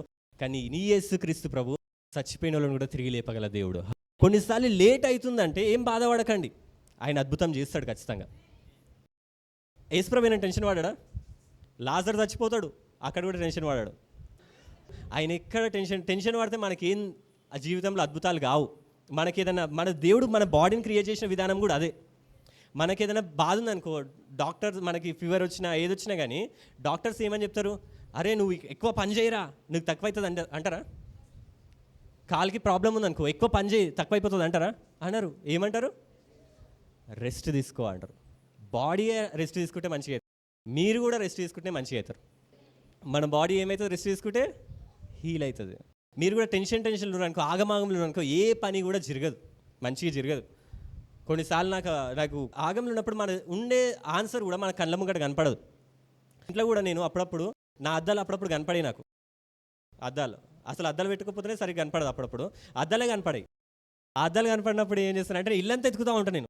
ఒకసారి మొన్న రీసెంట్గా ఏం చేసినంటే, అద్దాలు మస్తు అర్జెంట్ ఉంది, నేను బయటకు వెళ్ళాలి, అలాగే అద్దాల కోసం ఎత్తుకుతున్నా, ఆ ఇంట్లో ఎత్తుకున్నా, కిచెన్లో ఎత్తుకున్నా, బెడ్రూమ్, ఆ బెడ్రూమ్, అన్ని బెడ్రూమ్లో ఎత్తుకున్నా. టెన్షన్ అవుతుంది, బయటికి వెళ్ళాలి తొందరగా, ఇదేమో అద్దాలు దొరకలేవు. ఇక ఎత్తికినా ఇక మస్తు కోపం వస్తుంది నాకు. నా అద్దాలు నేనే పోగొట్టుకున్నా, నాకే కోపం వస్తుంది. మళ్ళీ వేరే కూడా అసలు ఎందుకు ఇట్లా అయిపోతుంది, నాకు మస్తు కోపం వస్తుంది. ఆగమాగం అయితేనా తర్వాత ఏమనిపించింది అంటే, కాదు ఏమన్నా కానీ నేను ఆగమాగం ఉంటే ఏమన్నా నాకు అద్దాలు వచ్చిన ముంగట్టుగా ఇట్లా గాలిలో అని వచ్చి కనపడతాయి, ఆగముంటే కనపడే కదా. అలా అయితే నేను అనుకున్నా, ఓకే ఏమన్నా కానీ అద్దాలు లేకపోని కూల్. యేసుప్రభు ఎట్లుండు? కూల్. యేసుప్రభు అలలు వస్తుంటే ఏం చేసిండు? కూల్. ఏంటంత లేదు ఈరోజు, మీరు కూడా కూల్గా ఉన్నారు. కూల్ అలాగే నేను కూడా కూల్ అని చెప్పి ఏం చేసిన, సరే వెళ్ళి నీళ్ళు తాగుదామని చెప్పి బిందెలో నీళ్ళు తీసుకొని నీళ్ళు తాగుదామని ఇట్లా తల పైకి ఇట్లా నీళ్ళు తాగుతున్నా. ఆ పైన సెల్ఫ్లో నా అద్దాలు కనపడ్డాయి. అప్పటి వరకు ఆనే తిరిగినా, నేను ఆ కిచెన్లో తిరిగినా, అటు తిరిగినా, ఏం కనపడలేదు. సరే కూల్ అని చెప్పి కూల్గా వాటర్ తాగినా, కూల్గా నా అద్దాలు దొరికినాయి. అది అక్కడనే ఉన్నా నాకు కనపడదా? కంటికి కనపడలేదు. మనం ఎప్పుడైతే ఆగమాగం ఉంటామో అప్పుడు అద్భుతాలు జరిగాయి. నువ్వు రెస్ట్ తీసుకో, నువ్వు కూర్చో, దేవుడు పనిచేస్తాడు. బైబిల్ ఒక మాట ఉంటుంది, కీర్తనలో సొలొమోను రాస్తాడు. ఏమని రాస్తాడంటే, మీరు వేకువన లేచి చాలా రాత్రి అయిన తర్వాత పండుకొనుచు కష్టార్జితమైన ఆహారంను తినిచుండుట వ్యర్థమే. అందరూ ఏమనుకుంటారు అంటే, నేను సంఘానికి రావద్దు, నేను చర్చికి వెళ్ళొద్దు, నేను ప్రే చేసుకోవద్దు, నాకు కప్పులు ఉన్నాయి, నాకు బాధలు ఉన్నాయి, నేను కష్టపడాలి, పొద్దున కష్టపడాలి, రాత్రి కష్టపడాలి, కష్టపడుతూనే ఉండాలి, ఓటీలు అన్నీ చేయాలంటున్నా. అవన్నీ చేసినా వ్యర్థమే అంట. కష్టార్జితమైన ఆహారం తినుచుండుట వ్యర్థమే, తన ప్రియులు నిద్రించుచుండగా ఆయన వారికి ఇచ్చుచున్నాడు. దేవుడు నువ్వు పని చేస్తున్నప్పుడు ఇస్తలేడంట, కానీ నువ్వు పనుకున్నప్పుడు ఇస్తాడంట. ఎంత అద్భుతంగా రాసిండు కదా సొలొమోను. ఎందుకు సొలొమోను ఇది రాసిండు తెలుసా? సొలొమోన్కి జ్ఞానం ఎప్పుడు వచ్చింది తెలుసా? అంత జ్ఞానం ఆయన పనుకొని ఉంటాడు. ఆయన పనుకొని ఉన్నప్పుడు కలలో వచ్చి దేవుడు అంటాడు, నీ జ్ఞానం ఇస్తున్నా అంటాడు. అబ్రహాం నిబంధన కూడా ఆయన పనుకున్నప్పుడే ఇస్తాడు. మీకు కూడా తెలుసు, ఛాన్సాలు చెప్పిన ఆదంకి అవ్వని ఎప్పుడు ఇచ్చిండు? పనుకున్నప్పుడే ఇచ్చిండు. నువ్వు నిద్రించు, నువ్వు రెస్ట్ తీసుకో, దేవుడు పని చేస్తాడు. నీ జీవితంలో అద్భుతంలో జరగాలంటే నువ్వు రెస్ట్ తీసుకోవాలి, ఆయన పని చేయను గాక. మీరందరూ పని చేసేటోళ్ళా లేకపోతే కూర్చునేటోళ్ళా? ఇప్పుడు రూతు అందంగా కనపడ్డది దేవుని దృష్టికి అంటే ఆమె పని చేస్తున్నప్పుడు కనపడదా, కూర్చున్నప్పుడు కనపడదా? కూర్చో, దేవుడు కార్యం చేసిండు కాక. రూతుని ఇప్పుడు ఫస్ట్ టైం చూసిండు. బోయాజ్ ఏం చేసిండంటే ఆమెతో మాట్లాడతాడు. ఆమెతో మాట్లాడినాక ఆమెకి నువ్వు ఇక్కడనే ఈ పొలంలోనే ఏరుకో, వేరే పొలంలోకి వెళ్ళకు, అది అని చెప్పి పంపిస్తాడు. పంపించినాక ఏం చేస్తాడంటే ఆ బోయాజ్ దగ్గర నుంచి రూతు నయోమికి చెప్తుంది, నయోమి ఇట్లా నేను ఒక పొలంలోకి వెళ్ళిన అంటే నయోమికి తెలిసిందంటే వీళ్ళు శాపగ్రస్తులని. ఎవరు? ఈ నయోమి రూతు శాపగ్రస్తులు. వాళ్ళ భర్తలు చనిపోయారు, ఇల్లు పొలాలు అన్నీ పోయినాయి, వీళ్ళు శాపగ్రస్తులని నయోమికి తెలుసు. విశ్రాంతి, నెమ్మది అనేది లేదు. ఈ లోకంలో కూడా శాపమే అందరికి ఉంటుంది. శాపాలు బైబిల్లో మనం ద్వితీయోపదేశ కాండంలో చూసుకుంటే శాపాలు ఉన్న వాళ్ళు ఎట్లుంటారంటే వాళ్ళకంట ఎప్పుడు కన్ఫ్యూజన్ ఉంటుందంట. ఏముంటుంది? నెమ్మది ఉండదంట. కన్ఫ్యూజన్, క్లారిటీ లేకుండా ఉంటుందంట. ఎప్పుడు ఏదో వాళ్ళు అనుకుంటారంట పొద్దున ఎప్పుడైతుంది అని, పొద్దున అనుకుంటారంట రాత్రి ఎప్పుడవుతుంది అని. ఒకటి ఉంటుంది, ఏమని ఉంటుంది అంటే వాళ్ళని ఎవరు తరమకపోయినను వాళ్ళు పరిగెత్తుతూ ఉంటారంట. ఎప్పుడు రుక్కుతూనే ఉంటారంట, ఎవ్వరు వెనకాల పరిగెత్తారంట, కానీ వీళ్ళు పరిగెత్తుతూనే ఉంటారంట. ఏదో ఒక బాధ, ఏదో ఒక నింద, ఏదో ఒక అప్పు, అంటే ఎప్పుడు ఏదో ఒకటి కృంగదీస్తూనే ఉంటుందంట వాళ్ళని. ఎవరికి? శాపగ్రస్తులకి. ఇవన్నీ శాపాలంట. అర్థమవుతుందా? వాళ్ళకి నిద్ర ఉండదు, పని చేస్తూనే ఉంటారు, ప్రతిఫలం ఉండదు, నిద్ర ఉండదు, ఏముండదు, శాపం. లోకంలో ఈ నయోమికి తెలిసి ఏంటంటే మది అనేదే ఉండదు వాళ్ళకి. మనం కూడా ఏంటంటే దేవుని వదిలేసి లోకాన్ని నమ్ముకున్నామంటే ఇదే పరిస్థితి వస్తుంది మనకు కూడా. లోకంకి వెళ్ళగానే ఎంత పని చేస్తాము, మనం చిన్నప్పుడు చెప్తాం, ఏది హోల్ ఉన్న సంచిలా బియ్యం వేస్తే ఏమవుతాయి? రంధ్రం ఉన్న సంచిలా పోతూనే ఉంటాయి. నువ్వెంత కష్టపడ్డ లోకంలో ఆ శాపగ్రస్తమైన జీవితం కాబట్టి ఎంత కష్టపడ్డా వ్యర్థమే. నువ్వు అనుకుంటా ఉంటావు పొద్దున ఎప్పుడవుతుంది, ఆ పొద్దున అయినప్పుడు రాత్రి ఎప్పుడవుతుంది, అట్లనే ఉంటుంది. చాలా మందికి అట్లనే ఉంటుంది. వాళ్ళు అనుకుంటారు నేను అది చేయాలి, అది వస్తుంది, అది వచ్చినాక ఇంకోటి ఏదో చేయాలి. వాళ్ళకి ఎప్పుడూ నెమ్మది అనేదే ఉండదు. లోకంలోకి వెళ్ళిన, మోయాబుకు వెళ్ళిన ప్రతి ఒక్కరు, ఇజ్రాయెల్ని వదిలేసిన, దేవుని వదిలేసిన ప్రతి ఒక్కరికి జీవితాలు శాపగ్రస్తంగానే మారిపోతాయి. నీకు విడుదల రావాలంటే ఎవరి దగ్గరికి రావాలి? బోయాజ్ దగ్గరికి రావాలి. అప్పుడు ఆమె రూతుకి నయోమి చెప్తా ఉంది, 3వ అధ్యాయంలో చెప్తా ఉంటుంది. ఏమని చెప్తుంది అంటే ఆమె అత్తయ్య అయిన నయోమి, ఈమె శాపగ్రస్తురాలు, ఈమెకి తెలుస్తుంది ఇప్పుడు మనకు నెమ్మది లేదు. అందుకోసం ఆమె ఏమంటుందంటే, నా కుమారి నీకు మేలు కలుగునట్లు నేను నీ కొరకు విశ్రాంతి విచారింపవలసిన దానను. మనకు విశ్రాంతి లేదు, నెమ్మది లేదు, మన భర్తలు చనిపోయారు. ఇప్పుడు మనకేం కావాలంటే విశ్రాంతి కావాలి. ఆ విశ్రాంతి ఎవరి దగ్గర వస్తుందంటే బోయాజ్ దగ్గరనే వస్తుందంట. నీకు కూడా నెమ్మది ఎవరి దగ్గర వస్తుంది? బోయాజ్ దగ్గరనే వస్తుంది. అట్లయితే ఈమె ఏం చేస్తుందంటే ఆ రూతుకి చెప్తుంది, నువ్వు వెళ్ళి అతను అడుగు, నేను పెళ్లి చేసుకుంటాడు అడుగు, ప్రపోజ్ చేయి అతనికి, నేను పెళ్లి చేసుకుంటాడు అడుగు అన్నప్పుడు ఆ రూతు వెళ్ళి అడుగుతుంది. అప్పుడు ఆయన అంటాడు, ఏమంటాడంటే నేను నిన్ను పెళ్లి చేసుకుంటా, నీ లవ్ని యాక్సెప్ట్ చేస్తున్నా. ఆయన అంటాడు, బోయాజ్ అంటాడు, ప్రేమించింది కాబట్టి, ఈమె రెస్ట్లో ఉన్నది కాబట్టి, ఈమె చూసిండు, నచ్చింది, యాక్సెప్ట్ చేస్తున్నా అంటాడు. ఆయన ఒక సూచన కూడా ఇస్తాడు. ఏమని సూచన ఇస్తాడంటే ఆమెని ఇంటికి పంపించేటప్పుడు మళ్ళీ ఏం చేస్తాడంటే, నీవు ఒట్టి చేతులతో ప్రపోజ్ చేసినాక, ఆయన యాక్సెప్ట్ చేసినాక ఏమంటాడంటే, నీవు ఒట్టి చేతులతో నీ అత్త ఇంటికి పోవద్దని చెప్పి అతడు ఈ 6 కొలల ఎవలను నాకు ఇచ్చినాను. బోయాజ్ ఏం చేసిందంటే ఈ రూతుని ఒట్టి చేతులతో పంపించడం ఇష్టం లేక 6 కొలల ఎవలను, ఒకసారి అందరూ చెప్పండి, ఎన్నున్నాయి అవి? 6 కొలల ఎవలు. మనము కథలలో కూడా చూస్తాం కదా, కథలు నాటకాలలో వీళ్ళు చూస్తాం. ఎప్పుడన్నా ఒక ఆమె వచ్చి ఆ హీరోని అడుగుతుంది, నువ్వు నన్ను పెళ్లి చేసుకుంటావా అంటే, పెళ్లి చేసుకుంటా అంటే నాకు ఎట్లా ప్రూఫ్ అన్నప్పుడు ఆయన ఏం చేస్తారంటే, ఇప్పుడు మన హిందూ సాంప్రదాయంలో ఏం చేస్తారు, బొట్టు తీసి ఆమెకు పెడతాడు. పెట్టిన బొట్టు పెట్టగానే నాకు పెళ్ళి అయిపోయింది, ఈయన నేను అమ్మగుడు, నేను ఉరుకుతీయా. బొట్టు పెట్టగానే అదే బొట్టు అంటే ఏంది? ఒక సూచన. అర్థమవుతుందా? కొన్ని కొన్ని సాంప్రదాయాల కొన్ని నాటకాలలో మనం చూస్తూ ఉంటాం. ఆమె అడుగుతుంది, నువ్వు నన్ను పెళ్లి చేసుకో, నేను పెళ్లి చేసుకుంటా, అందరి ముంగట పెళ్లి చేసుకోవాలి కదా, ఇప్పుడే తాళి కట్టను, ఇప్పుడు ఏం చేస్తా అని చెప్పి అక్కడెక్కడ చూస్తాడు, ఆడ నువ్వు బొట్టు కనపడుతుంది, అది తీసుకొస్తాడు, టిన్ టిన్ టిన్ టిన్ అని చెప్పి అది మ్యూజిక్ వస్తూ ఉంటుంది, బొట్టు పెట్టేస్తాడు. ఆమె అయిపోయింది నా బొట్టు బొట్టు అని చెప్పి ఆ జుట్టులలో దాచిపెట్టుకుంటుంది, ఇట్లా ఇట్లా ఇట్లా ఇట్లా ఇంత పెద్దగా పెడతారు బొట్టు, ఆ బొట్టుని ఇట్లా ఇట్లా దాచిపెట్టుకొని ఉరుకుతుంది. ఈయన కూడా ఏం చేస్తుండు, ఒక సైన్ ఇస్తుండు, 6 కొలల ఎవలు. 6 అనే నెంబర్ ఎందుకంటే 6 అనేది పెళ్ళికి సాదృశ్యం, జాయినింగ్ టుగెదర్. దేవుడు ఆదాము అవన్నీ ఏ రోజు చేసిండు, జతపరిచిండు ఏ రోజు, 6వ రోజే. వాళ్ళని చేసి 6వ రోజే జతపరిచిండు, పెళ్ళికి సాదృశ్యం. అందుకోసమే యోహాను సువార్తల 2వ అధ్యాయంలో యేసుప్రభు పెళ్ళికి వెళ్ళినప్పుడు యూదుల సాంప్రదాయం ప్రకారము ఆడేమని ఉంటుందంటే, యూదుల శుద్ధీకరణాచార ప్రకారము 2-3 తూముల పట్టు 6 రాతి బాణలు అక్కడ ఉంచబడెను. 6 ఉన్నాయంట పెళ్ళిలో, 6 రాతి బాణాలు ఉంటాయంట. అర్థమైందా? ఇప్పుడు పెళ్ళికి ఏం సూచన, 6 ఉండాలి. 6 అంటే ఒక నీల్ అంటే మొల మనం కొడతాం కదా, దేని చేస్తాం, రెండింటిని జాయిన్ చేస్తాం.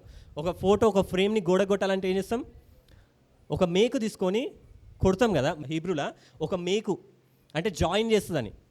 అంటే ఈయన చెప్తుండే ఏమని చెప్తుండే అంటే, ఈమెకు అర్థం కాదు, రూతుకి ఏమైనా ఇజ్రాయెల్ కాదు ఈమె ఇస్తుండు, 6 కొలలు ఇస్తున్నా అంటే నేను నిన్ను పెళ్ళి చేసుకుంటా అంటే బొట్టు పెట్టినట్టే, ఇక అయిపోయింది నీ పెళ్ళి అయిపోయింది పో అనగానే ఈమె వెళ్తుంది, తొందరగా వెళ్తుంది, ఆ నయోమికి చూపెడుతుంది, ఇగో 6 కొలలు ఇచ్చిండు, నాకు అర్థం కాలే అంటే ఆమె ఏమంటుంది అంటే, అప్పుడు నయోమి ఏమంటుంది అంటే, అప్పుడు ఆమె నా కుమారి ఈ సంగతి నేటి దినమున నెరవేర్చితేనే కానీ ఆ మనుష్యుడు ఊరకుండడు గనుక ఇది ఎలాగూ జరుగునో నీకు తెలియ వరకు ఊరకుండు మనెను. నువ్వు నీ బోయాజ్ దగ్గరకు వచ్చినప్పుడు నీకు విడుదల ఎట్లొస్తావో నీకు తెలియదు. నువ్వేం చేయాలి, ఊరకుండాలి. నువ్వేం చేయాలి, కూర్చోవాలి. ఆమె ఎట్లయితే కూర్చుందో ఇప్పుడు కూడా కూర్చో. ఎందుకు టెన్షన్ పడుతున్నావు? కూర్చున్నప్పుడే సడన్ మిరాకిల్స్ అయినాయి. ఆ కూర్చున్నప్పుడే సడన్గా అప్పుడే బోయాజ్ వచ్చిండు. బోయాజ్ కూర్చోగానే పెద్ద మనిషి వచ్చిండు. అపోస్తులు కూర్చోగానే పరిశుద్ధాత్మ దిగింది. సొలొమోను అనుకుంటే జ్ఞానం వచ్చింది. ఆదం అనుకుంటే అవ్వ వచ్చింది. మీరు లేచి ఉంటే ఏం రాదు. టెన్షన్ పడితే ఏమైనా వస్తుందా? మన కళ్ళ ముంగట ఉన్నది కూడా కనపడదు. టెన్షన్ పడతారా? అరే ఎప్పుడు వాళ్ళ టైం బంటి బ్రదర్ వాక్యం స్టార్ట్ చేసిందంటే ఓడవది కాదు, వెళ్తూనే ఉంటుంది. ఎప్పుడు కొందరు అయితే నేను అటు బైబిల్ చూడగానే టైం చూస్తారు. అట్లుంటారా? మంచి కూర్చొని ఉన్నారు కదా, కూర్చోండి మంచిగా అట్లనే. ఇంకో గంట సేపు వాక్యం చెప్పుకుందాం. అట్లయితే ఈమె నయోమి చెప్తుంది, నువ్వు ఊరుకుండు, వెయిట్. ఎప్పుడు ఏమవుతుందో నీకు తెలియదు. మన జీవితంలో కూడా ఎప్పుడు ఏమవుతుందో తెలియదు. నువ్వు దేవుడిని అడిగినప్పుడు దేవుడు ఎప్పుడు నీకు విడుదలిస్తాడో తెలియదు. అప్పుడు విడుదలిచ్చేంతవరకు ఏం చేయాలంటే ఊరకుండాలి. నా దేవుడు నాకు తోడే ఉండు. నీకు శాపం నుంచి విడుదల రావాలంటే నా దేవుడు నాకుండు, విడుదల వస్తుంది. హల్లెలూయా. ఖచ్చితంగా ఏదో ఒక రోజు మీకు అందరికి విడుదల వచ్చునుగాక. మనకి దేవుడు కీర్తనలు, మనందరినీ దేవుడు చెట్లలాగా అంటాడు. అందుకోసమే కీర్తనలు 1వ అధ్యాయంలో ఉంటుంది, మీరు ఏమన్నట్టు అంటే, యెహోవా ధర్మశాస్త్రం నందు ఆనందించుతూ దీవరాత్రము ధ్యానించువాడు ధన్యుడు, అతడు నీటి కాలువల యోరను నాటబడిన దై ఆకు వాడక తన కాలమందు ఫలమిచ్చు చెట్టు వలె ఉండును. మనమందరం ఎవరంట? చెట్లము. ఒకరు మామిడి చెట్టు, ఒకరు తుమ్మ చెట్టు, ఒకరు బంక చెట్టు, అంటే ఏదో ఒక చెట్లు ఉంటాయి కదా. ఒకరు మర్రి చెట్టు, ఏదో ఒక, మీరందరూ ఎవరు? చెట్లు. ఎవరు మీరు? ఏడ నాటబడ్డారు? ఒకరు రోజ్ చెట్టు, ఒకరు అంటే మంచి చెట్లు. మీరందరూ ఎవరు? చెట్లు. దేవుడు చెట్లతో ఎందుకు కంపారిజన్ తెలుసా? కొన్ని చెట్లు ఫాస్ట్గా పెరుగుతాయి, కొన్ని చెట్లు స్లోగా పెరుగుతాయి. చైనీస్ బ్యాంబూ అని ఒక చెట్టు ఉంటుంది, చైనీస్ బ్యాంబూ అని. ఆ చెట్టు తెలుసా, దానికి ఉన్న ప్రత్యేకత ఏం తెలుసా? కొందరు అట్లాంటి చెట్లు ఉండొచ్చు. ఆ చెట్టుకు ప్రత్యేకత ఏంటంటే, ఆ చెట్టుని మీరు నాటిరనుకో, ఆ చెట్టుని ఒకవేళ నాటిరనుకో, మనం నాటినాక ఎన్ని రోజులకి మొక్క వస్తుంది అంటే ఎదుగుతుంది? మామూలుగా అయితే విత్తనాన్ని నాటినప్పుడు ఎన్ని రోజులకి అది మొలకొస్తుంది? 5 రోజులు, 10 రోజులు, లేకపోతే నెలనేమో ఉండొచ్చేమో. కానీ ఆ బ్యాంబూ, చైనీస్ బ్యాంబూ అంట, ఎప్పుడైతే నువ్వు దాన్ని నాటుతావో అది నెలకి కూడా బయటికి రాదంట. నువ్వు నీళ్ళు పోస్తూ ఉండు, ఏమన్నా చేస్తూ ఉండు, నెలకి రాదు. 2 నెలలు అవుతుంది, 3 నెలలు అవుతుంది, సంవత్సరం అవుతుంది. 1 సంవత్సరం అయింది, చిన్న మొక్క కూడా రాదంట, అంటనే ఉంటుందంట. అరే ఏమైందిరా అని తీసిన వెంటనే చచ్చిపోతుంది మళ్ళీ అది. కానీ నేను నీళ్ళు వస్తూనే ఉండాలి. ఏం చేయాలి? సంవత్సరం అంతా ఏం చేస్తూనే ఉండాలి? నీళ్ళు వస్తూనే ఉండాలి. కానీ కొంచెం కూడా బయటికి రాదంట. అయినా నువ్వేం చేయాలంటే ఇంకో సంవత్సరం నీళ్ళు పోయాలంట. అయినా ఏం రాదంట, చిన్న మొక్క కూడా బయటికి రాదంట. మనకి ఏమనిపిస్తుంది? దీని బదులు ఆ మామి చెట్టు పెట్టుకున్నా మంచిగా అనిపించేది, లేకపోతే ఏదో తుమ్మ చెట్టు పెట్టుకున్నా, మర్రి చెట్టు పెట్టుకున్నా, ఏ చెట్టు అన్నా మంచిగా ఉండదు, దీనికి నీళ్ళు పోసినా వ్యర్థం, ఏమైతే లేదు అని అనుకుంటాం. కానీ ఆ చెట్టుకు 3వ సంవత్సరం కూడా నీళ్ళు వేయి, అట్లనే 3 సంవత్సరాలు నీళ్ళు వేయి, అయినా ఏం కాదు.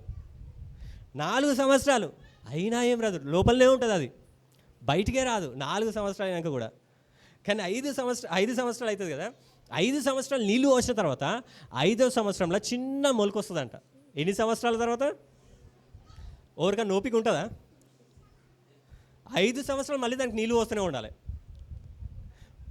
మనం కూడా కొందరు బ్యాంబూ చెట్టు లాగా కొందరు ఉంటారు, వాళ్ళ జీవితాలలో అద్భుతాలు కూడా మీరు ప్రార్థన చేస్తున్నా జరిగాయి. మొదటి సంవత్సరం ప్రార్థన చేస్తుంది, జరగదు. 2వ సంవత్సరం ప్రార్థన, కొందరికేమో మర్రి చెట్టు, ఏదో తుమ్మ చెట్టు, బంక చెట్టు, ఏదో ఒక చెట్టు, వాళ్ళు ప్రార్థన చేయగానే సర్రుమని పెరుగుతారు వాళ్ళు. అరే దేవా, వాళ్ళకి అద్భుతం జరిగింది, దేవా వాళ్ళు ప్రార్థన చేయగానే అప్పులు పోయినాయి, దేవా నాకెందుకు పోతలేదు, కొంచెం కూడా మొక్క వస్తలేదు, ఏమవుతుంది నా జీవితంలో? అందరేమో మంచిగా ఉన్నారు, వాళ్ళు ప్రార్థన చేయగానే వాళ్ళ కాళ్ళ నొప్పులు పోయినాయి, వాళ్ళు ప్రార్థన చేయగానే వాళ్ళ నడుము నొప్పులు పోయినాయి, వాళ్ళ ప్రార్థన చేయగానే వాళ్ళ నడుమంటున్నారు తలనొప్పి పోయింది. నా జీవితంలో ఏమైతే లేదేంది? అది 5వ సంవత్సరం తర్వాత మొలక వస్తుందంట, చిన్నగా మొక్క ఎదుగుతుందంట. 5వ సంవత్సరంలో మొక్క రాగానే ఏమవుతుందంటే, ఆ మొక్క 5 వారాలల్లో మన అన్ని చెట్ల కంటే పెద్ద చెట్టు బ్యాంబూ చెట్టే, 90 అడుగుల ఎత్తు ఎదుగుతుందంట 5 వారాలలో. 5 సంవత్సరాలు అసలు మొక్కనే రాదు, 5 వారాలలో, 5 సంవత్సరాల తర్వాత 5 వారాలలో ఒకటేసారి పెరుగుతుందంట, 90 అడుగులు ఎత్తంట. మనం ఇట్లా చూడాలి దాన్ని. ఈ మర్రి చెట్లు, తుమ్మ చెట్లు, బంక చెట్లు, అన్ని చెట్లు అన్నీ ఇడి వరకే ఉంటాయి, కానీ అది పైకి ఎదిగిపోతుంది. కొన్నిసార్లు నువ్వు ప్రార్థన చేస్తుంటే ఏమైతలేదేమో, కానీ అయినా ప్రార్థన చేయి, అయినా రెస్ట్ ఉండు, నీళ్ళు పోస్తూనే ఉండు, అట్లనే ఉండు. కానీ ఒక టైం వస్తుంది, మీ అందరికీ ఏమొస్తుంది? ఒక టైం వస్తుంది, విడుదల వస్తుంది. ఒకటేసారి బ్యాంబులాగా వెళ్ళిపోతారు, అన్ని చెట్లు చూస్తే అరే ఇదేందిరా, ఎప్పుడు మన పక్కన లేదు, సడన్గా ఎట్లా పెరిగిందిరా. అప్పటి వరకు పక్కన ఉండదు ఆ చెట్టు, సడన్గా పెరుగుతాయి 90 అడుగులు. నేను ఎంత అడుగులున్నా? 10 అడుగులు ఉన్నానా? పొడుగే ఉన్నా నేను, 6 అడుగులు ఉండొచ్చు. 6 అడుగులు ఆజాన్ బావుడేమో అంటారు కదా, నేను 6 అడుగులు ఉన్నా, 5.9 5.10 నేను ఉన్నట్టున్నా నేను. అలా అయితే అది 90 అడుగులు అంటే 90 120 అట్లా పెరుగుతుంది అంట. అది అంటే ఎంత హైట్ ఉంటుంది? నాలాంటి వాళ్ళు ఒక 10 కాదు, ఎక్కువనే, చాలా మంది కావాలి, ఒక 20 మెంబర్స్ దాకా కావాలి, అంత హైట్. ఇట్లా చూడాలి దాన్ని. 5 వారాల్లో సప్పని పెరిగిపోతుంది అంట. అది నీ జీవితంలో కూడా అట్లా అద్భుతాలు జరుగును గాక. మీరు కూడా కొందరు బ్యాంబూ ట్రీసే, అర్థం చేసుకోండి, నీ జీవితంలో అద్భుతం జరుగుతుంది, అప్పుడు కూల్ రెస్ట్ తీసుకో. హల్లెలూయా. నేను బ్యాంబూ ట్రీని, నేను రెస్ట్ తీసుకుంటా. అద్భుతం ఎప్పుడు జరుగుతుంది నాకు సంబంధం లేదు, జరుగుతుంది. ఒకటేసారి రప్పని జరుగుతుంది, విరిగిపోతాను నేను. అద్భుతం జరుగుతుంది, వెయిట్ చేయండి. ఆమె ఏమంటుంది? ఊరకుండు, ఎందుకు టెన్షన్ పడుతున్నావు? ఆయన ఆరిచ్చిండు, నేను పెళ్లి చేసుకుంటా అన్నాడు, ఆయన బాధ అయిందో ఆయన చూసుకుంటాడు. నువ్వు కామ్గుండు ఋతు, భయపడకు, రెస్ట్ తీసు. హల్లెలూయా. ఇట్లనే కూర్చొని చెప్పాలనిపిస్తుంది నాకు. యేసుప్రభు కూడా వాక్యాలు చెప్పినప్పుడు అంట, ఆయన కొండల మీద కూర్చొని, ఎక్కడ నిల్చొని చెప్పినట్టు ఎక్కువ ఉండదు, నిల్చొని చెప్పిండు కానీ ఎక్కువ కూర్చొని చెప్పినట్టు ఉంటుంది. మనం కూడా తర్వాత చూద్దాం ఫ్యూచర్లో కూర్చొని చెప్పడంని. మీరు కూడా బ్యాంబూ ట్రీస్ కొందరు, అద్భుతం జరుగుతుంది, నమ్మండి, విశ్వసించండి, దేవుడు విడుదల ఇచ్చింది కాక మీ అందరికీ. అలా ఆమెను అంటాడు, నిన్ను పెళ్లి చేసుకుంటా అంటాడు. తర్వాత 4వ అధ్యాయం మొదటి వచనం ఉంటుంది. ఏం చేస్తారంటే పెద్దలందరినీ పిలిచి అందరి ముంగట ఆయన ఆమెకు విడుదలిస్తాడు. ఆ బైబిల్లో రాసి ఉంటుంది 4వ అధ్యాయం 1వ వచనంలో. పురము ద్వారా నుదకపోయి అక్కడ కూర్చుండగా బోయ చెప్పిన బంధువుడు ఆ త్రోవను వచ్చిండను, ఆయనని పిలిచిండంట. తర్వాత ఉంటుంది పెద్దలందరినీ కూడా పిలిచిండంట, అందరినీ పిలిచిండంట. రూతుని బోయాజ్ ఎట్లా విడుదల ఇచ్చిండంటే అందరు ముంగట విడుదల ఇచ్చిండంట, అందరినీ పిలిచిండు. ఆ ఊరు పెద్దోళ్ళని గేట్ టౌన్ అంటే సెంటర్ లాగా, అక్కడ పెద్ద మనుషులు ఏదైనా పెద్ద ఇట్లాంటి అక్కడ తర్వాత ఉంటుంది, ప్రజలందరూ కూడా వచ్చి చూసిరంట. అందరి ముంగట దేవుడు విజయం ఇచ్చిందంట, అందరి ముంగట దేవుడు బోయాజ్ రూతుకు విడుదల ఇచ్చినట్ట. నీ యేసు ప్రభు కూడా నీ కోసము సిల్వలో బలి అయినప్పుడు, సిల్వల గొల్గతా కొండ మీద బలి అయినప్పుడు, అది కూడా ఊరుపురం అంటే గేట్ ఆఫ్ ద సిటీ అంటే దాటినాకనే అందరు చూసే, అంటే అందరు వెళ్ళే ప్లేసే అంటది. ఇప్పుడు కూడా బుక్స్లలో ఉంటుంది యేసుప్రభు చనిపోయిండు, యేసుప్రభు 3 లేచిండు, అందరు ముంగట యేసుప్రభు నిరూపించుకుంటుంది. ఆయన చనిపోయిండు, ఆయన తిరిగి లేచిండని. ఆయన అందరి ముంగట నీ కోసం చనిపోయిండు. ఎందుకంటే బోయాజ్ కూడా అందరి ముంగట రూతుకు విడుదల ఇచ్చిండు. యేసుప్రభు కూడా అందరి ముంగట సిలువలో చనిపోయి మనందరికీ విడుదల ఇచ్చిండు. యేసుప్రభు కూడా అందరి ముంగట చనిపోయిండు. ఇప్పుడు కూడా లోకమంతా విట్నెస్ ఇస్తుంది, క్రీస్తు పూర్వము, క్రీస్తు శకము అంటే అందరి ముంగట ఆయనకి విడుదల ఇచ్చిండు. బోయాజ్ ఎట్లుండో బోయాజ్ ఎట్లుండో మన యేసుప్రభు కూడా అట్లనే ఉండు. టెన్షన్ లేదు, కూర్చుండు. రూతుకు టెన్షన్ లేదు, బోయాజ్కి టెన్షన్ లేదు. మనకెందుకు టెన్షన్ పడతారా? కూల్, రెస్ట్ తీసుకోండి, మంచిగా కూర్చోండి. రూతు అలసిపోయినప్పుడు బోయాజ్ చూసిండు, ఇష్టపడ్డాడు. మీరు కూడా కూర్చోండి, నిద్ర వస్తే పనుకోండి. కొందరికి ఇంట్లో నిద్ర రాదు, వాక్యం చెప్పేటప్పుడు మంచి నిద్ర వస్తుంది. నా వాయిస్ అట్లా ఉంటుందేమో. రెస్ట్ తీసుకోండి, టెన్షన్ పడకండి. ఏమవుతుంది ఉరకకండి. అదవుతుందా ఇదవుతుందా. బయట ఎన్విరాన్మెంట్ యేసుప్రభు ఎప్పుడు బయట స్థితులను బట్టి, పరిస్థితులను బట్టి మారలే. ఆడ చావు ఉన్నా కానీ కూల్గానే ఉన్నాడు, ఆడ అనారోగ్యం ఉన్నా కానీ కూల్గానే ఉన్నాడు. యేసుప్రభు ఒక ఆయనని స్వస్థపరుస్తూ ఉంటాడు. ఒక ఆయనకి ప్రాబ్లం ఉంటుంది, పారాలిసిస్ ఉంటుంది, స్వస్థపరుస్తూ ఉంటాడు. యేసుప్రభు స్వస్థపరుస్తూ ఉంటే కొందరు వచ్చి మాట్లాడుతూ ఉంటారు, యేసుప్రభు నువ్వు ఏంది అదేదని అంటా ఉంటే ఈయనతో మాట్లాడుతున్న యేసుప్రభు ఈయన ఆపేసి వాళ్ళతో మాట్లాడుతూ ఉంటాడు. ఈయన స్వస్థపరుస్తుండు కదా, ఈయనతో మాట్లాడుతుండే కదా, 5 రోజుల నుంచి స్వస్థత అదే మాట్లాడుతుండు. వేరేటోళ్ళు వచ్చి మాట్లాడతారు, ఆగరా కొంతసేపు ఇవ స్వస్థపరుస్తున్నా అనడు. కూల్, నువ్వు వచ్చి మాట్లాడినావా, చెప్పు నీ ప్రాబ్లం ఏంది, ఓకే ఫారసీ, ఓకే సర్ది ఆన్సర్ వచ్చేసిందా, ఓకే నేను స్వస్థపరుస్తా. ఎంత కూల్గా ఉండే యేసుప్రభు, టెన్షన్ లేదు. మీరు కూడా మీ ప్రతిదానికి అంటే బయట పరిస్థితులు బట్టి మీరు మారకండి. అత్త ఇట్లుంది, గయ్యాలత్త, కంపలాంటి పెళ్ళం ఉంది, ఆమె వచ్చి ఊకే అరుస్తూ ఉంటుంది. పిల్లలు రాబందులు లాంటి పిల్లలు ఉంటారు, పీక్కు తింటూ ఉంటారు. వాళ్ళు ఎట్లున్నా కానీ నువ్వు కూల్గా ఉండు, రెస్ట్ తీసుకో. దేవుడు నీకు విడుదల ఇచ్చింది గాక. ఆ శాపం నుంచి విడుదల ఎప్పుడు వచ్చిందంటే విశ్రాంతి తీసుకున్నప్పుడే వచ్చింది. నయోమి కూడా అంటే నీకు విశ్రాంతి, మనకి శాపం పోవాలంటే విశ్రాంతి రావాలి. ఆ విశ్రాంతి ఆ బోయాజ్ ఒకడే ఇస్తాడు. నువ్వు రెస్ట్లో ఉండాలి, ఆ శాపం ఉండొద్దు, ఆ కన్ఫ్యూజన్, ఆ క్లారిటీ లేకుండా ఉండడం, ఇవన్నీ నీ లైఫ్లో ఉండొద్దు. ఎప్పుడు ఏదో హడావిడి ఎంత పని చేసినా వ్యర్థమవుతుంది, ఇట్లాంటి నీ జీవితంలో ఉండొద్దు. అంటే నువ్వేం చేయాలంటే రెస్ట్ తీసుకోవాలి. ఎవరుండడు నీకు? బోయాజ్ ఉన్నాడు. ఎవరుండడు నీకు? ఆయనే చూసుకుంటాడు. నీకున్న శ్రమలకి, నీకున్న అప్పుల బాధకి, నీకున్న అనారోగ్యంకి, మీ ఇంట్లో ఉన్న అసమాధానంకి, అంటే ఏదైతే శాంతి లేకుండా ఉందో, పని దగ్గర, పైసల దగ్గర ఎక్కడైతే శాంతి లేకుండా ఉందో, ఆ ప్రతి ఒక్క దాని నుంచి ఎవరు విడుదలిస్తారంటే నీ పరలోక బోయాజే విడుదలిస్తాడు. ఆ యేసుక్రీస్తు ప్రభువే మీ ప్రతి ఒక్కరికి విడుదలిచ్చును గాక. ఆమేన్. మీరు టెన్షన్ పడతారా, కూర్చుంటారా? మీరు కూర్చుంటే దేవుడు పనిచేస్తాడు, మీరు పనిచేస్తే దేవుడు కూర్చుంటాడు. ఎవరిని కూర్చోబెడతారు? మీరే కూర్చోండి. దేవుడు పని చేసినంటే పర్ఫెక్ట్ అవుతుంది, మీరు పని చేసినంటే ఆగమైపోతుంది.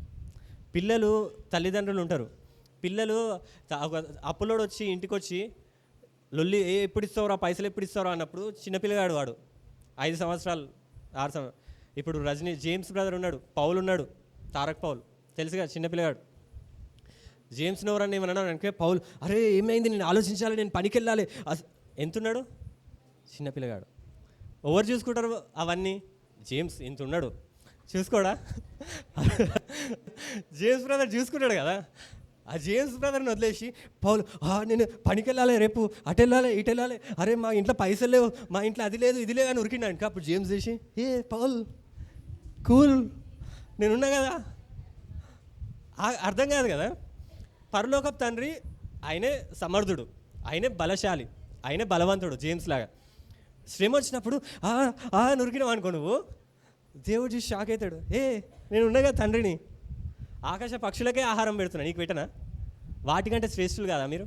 యేసుప్రభువే అంటాడు, ఆకాశ పక్షులకే ఆహారం నేను పెడుతున్నా, వాడు ఆ విత్తవు కోయవు, వాటికే ఆహారం రోజు పెడుతున్నా, నీ మొహాన వాడేయనా కొంచెం అంటే మనం అంటాం కదా అట్లా, ఇగో తీసుకొని మొహాన వాడేస్తున్నా అంటాం కదా. దేవుడు ఇస్తాడు, ఎందుకు టెన్షన్ పడుతుర్రు? బ్యాంబూ ట్రీ మీరు ఒక రోజు వస్తుంది, టైం వస్తుంది, ఎదుగుతారు, అందరు చూసి షాక్ అవుతారు, మీరు కూడా షాక్ అవుతారు. పౌల్ టెన్షన్ పడ్డాడు అంటే అర్థం ఉండదు అందులో.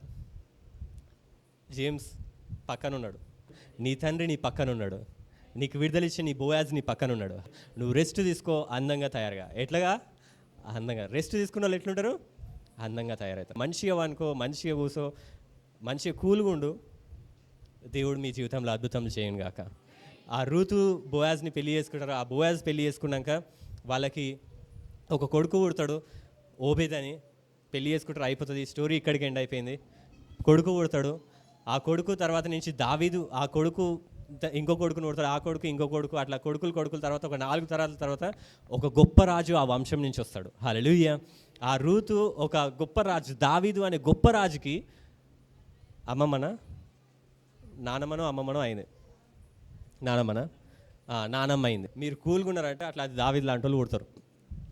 రూతు లాంటి వాళ్ళు. రూతు ఎట్లాంటిది చెప్పిన మీకు లాస్ట్ వీక్. 7 కుమారుల కంటే గొప్పదంట ఆమె. ఎవరు? రూతు. మీరందరు రూతులు అవునుగాక. 7 కుమారుల కంటే గొప్పలు మీరు అవునుగాక. మీ వంశం ఎట్లుండాలంటే కూతురు పుడితే రూతులాగా పుట్టాలి, కొడుకు పుడితే దావీదులాగా పుట్టాలి. రూతు రెస్ట్ తీసుకుంది, బోయాజ్ రెస్ట్ తీసుకుర్రు, కొడుకులు కూతుర్లు అట్లా పుట్టిర్రు. మీకు కూడా అట్లాంటి వాళ్ళు పుట్టాలి. ఊకే తలకాయ తినేటోళ్ళు పుట్టాలంటే రెస్ట్ తీసుకోకండి. రెస్ట్ తీసుకుర్రా, దేవుడు ఉన్నాడు అని నమ్మిర్రా, దేవుడు ఒక మంచి కుమార్తెని, ఒక కుమారుణ్ణి, ఎవరికైతే పిల్లలు లేరో వాళ్ళకి దేవుడు ఇచ్చును గాక. వాళ్ళు ఒక రూతులాగా, ఒక దావీదులాగా ఉండును గాక. హల్లెలూయా. నమ్ముతుర్రా?